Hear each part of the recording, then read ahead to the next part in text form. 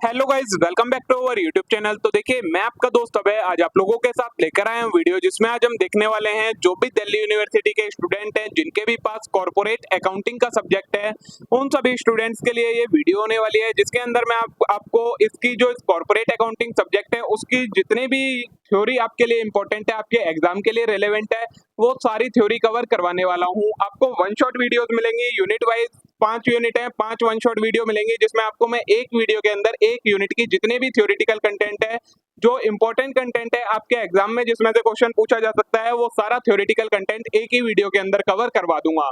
तो बिना देर किए शुरू करेंगे हम अपनी आज की वीडियो और देखेंगे इन वन शॉट रिवीजन को। लेकिन उससे पहले अगर आपने अभी तक चैनल को सब्सक्राइब ना करा हो तो चैनल को जरूर सब्सक्राइब कर लें, वीडियो को लाइक करना ना भूलें, अपने सभी दोस्तों के साथ शेयर करना ना भूलें। इनके जो नोट्स हैं वो पेड नोट्स हैं। अगर आपको ये थ्योरी वाले नोट्स परचेज करने हैं तो आप मेरे से परचेज कर सकते हैं। आप व्हाट्सएप या टेलीग्राम पर मेरे को डीएम कीजिए, वहां पर आपको इसके प्राइस के बारे में पता लग जाएगा, जिससे आप इन नोट्स को परचेज कर सकते हैं और अपनी रिवीजन कर सकते हैं। तो चलिए बिना देर किए शुरू करते हैं हम अपनी आज की वीडियो। तो देखिए, आज की वीडियो में हम जो देखने वाले हैं वो है आपकी यूनिट नंबर 3, जिसका नाम है valuation of internal assets and share. तो इसमें सबसे पहले करना है कंसेप्ट ऑफ गुडविल। तो goodwill is the present value of firms anticipated एक्सरीज earning. Goodwill क्या होती है?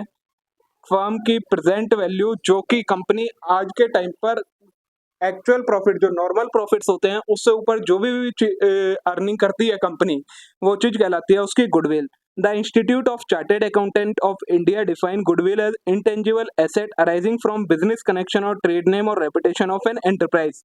आईसीआई के अकॉर्डिंग जो आईसीआई ने गुडविल को डिफाइन कर रखा है, उसमें बोला है कि ये एक इंटेंजिबल एसेट्स है, जो कि कैसे अराइज होता है? कंपनी के कनेक्शंस की वजह से, उसके ट्रेड नेम की वजह से और उसकी रेपुटेशन की वजह से ये जनरेट होती है गुडविल। ठीक है।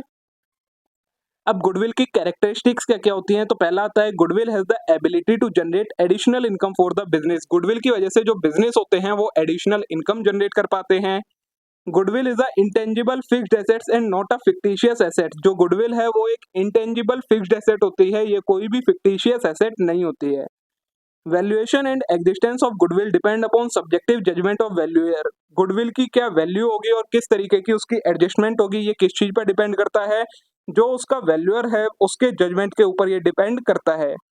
फिर presence of goodwill help in earning access profit called super profit. जो गुडविल होती है वो आपको एक्सेस प्रॉफिट अर्न करने में हेल्प करती है, जिसे आप किस नाम से जानते हैं? सुपर प्रॉफिट के नाम से भी जानते हैं। Goodwill generally does not appear in accounts of a company except where the company has actually paid for it when purchasing a business. Goodwill जो होती है वो आपकी बैलेंस शीट में शो नहीं होती है तब तक जब तक बिजनेस उसके लिए पे नहीं करता। और बिजनेस पे कब करता है? जब एक बिजनेस किसी दूसरे बिजनेस को एक्वायर करता है, उस टाइम पर वो बिजनेस गुडविल के लिए पे करता है, वरना आपकी गुडविल जो है वो अकाउंट्स के अंदर शो नहीं होती है। ठीक है। नेक्स्ट आता है आपका अकाउंटिंग स्टैंडर्ड एंड गुडविल। कौन सा अकाउंटिंग स्टैंडर्ड है जो गुडविल के साथ डील करता है? तो accounting standard 10 issued by ICI of India, institute of chartered accountant of India on accounting for fixed assets has prescribed that goodwill for which no money is paid should not be recorded. Accounting standard 10 है जो ICI ने issue कर रखा है, जो कि किस चीज का है? अकाउंटिंग फॉर फिक्स्ड एसेट्स का है। वो ये प्रिस्क्राइब करता है कि गुडविल के लिए कोई मनी पे नहीं करी जाती है, इसलिए हम उसे कहीं रिकॉर्ड नहीं करेंगे। उसके बाद एज पर para 35 of AS 26 internally generated goodwill is not recognised as an asset because it is not identifiable resource controlled by enterprise that can be measured reliably at cost. और ऐसे ही जो AS 26 है उसका पैरा 35, जो कि किस चीज से रिलेटेड है? इंटरनली जनरेटेड गुडविल की बात करता है। वो भी यही कहता है कि ये एक ऐसा एसेट है जिसे हम रिकॉग्नाइज नहीं करेंगे, क्योंकि इसके लिए हमने कोई भी पैसा पे नहीं करा है और ना ही एंटरप्राइज का इसके ऊपर कोई कंट्रोल होता है। ठीक है।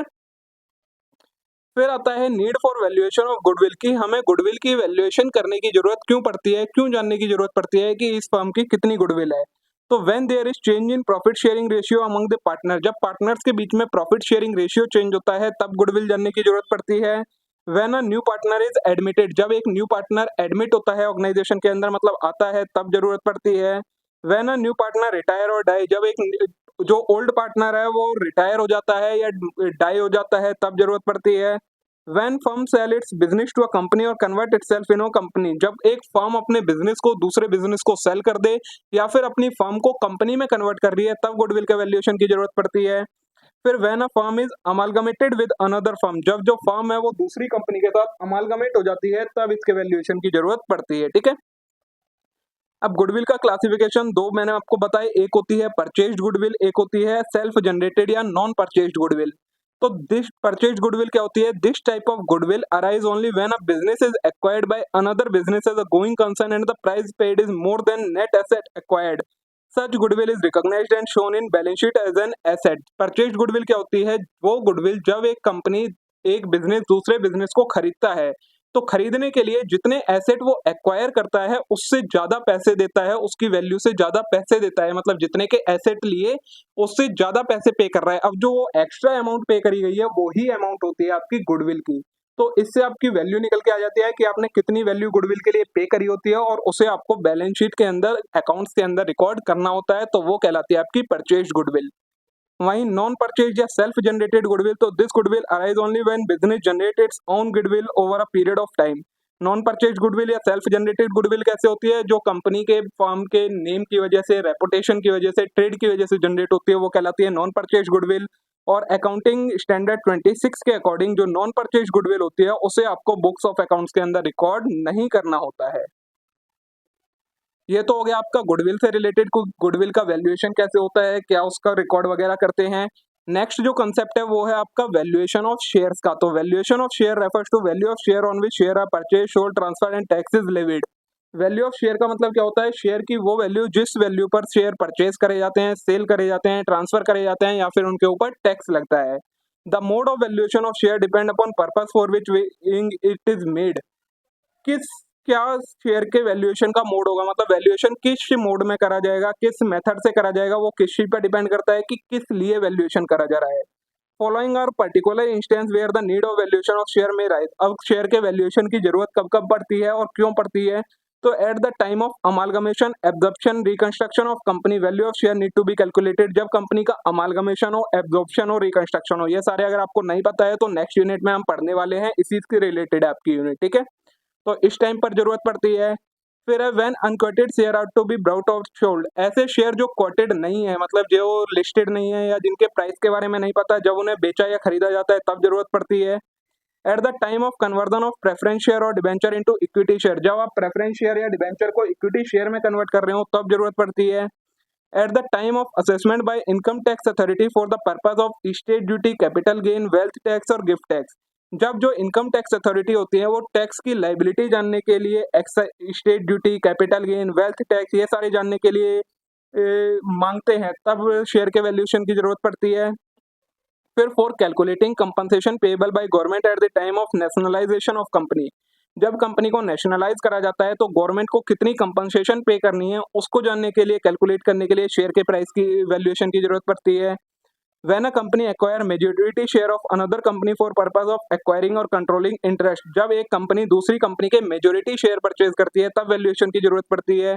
और when share are pledged on security against long term loan, जब शेयर्स को हम प्लेज करते हैं as a security against long term loan तब शेयर के वैल्यूएशन की जरूरत पड़ती है। तो इतना ही कंसेप्ट आपके वैल्यूएशन ऑफ शेयर से रिलेटेड है। वैल्यूएशन ऑफ गुडविल मैंने आपको करवा दिया है। इसी के साथ यहाँ पर आपकी जो ये यूनिट नंबर 3 है इसका जो भी थ्योरेटिकल इंपॉर्टेंट कंसेप्ट था वो सारा ओवर हो जाता है। बाकी जो बचता है वो इसमें प्रैक्टिकल कंसेप्ट बचता है, थ्योरेटिकल वाला सारा मैंने आपको कवर करवा दिया है। होप सो आप सभी के लिए वीडियो यूजफुल रही होगी, वीडियो अच्छी लगी होगी। वीडियो अच्छी लगी हो वीडियो को लाइक करना मत भूलिएगा, चैनल को जरूर सब्सक्राइब कर लेना इस टाइप के और कंटेंट के लिए। अब हम मिलते हैं नेक्स्ट वीडियो में। Thank you.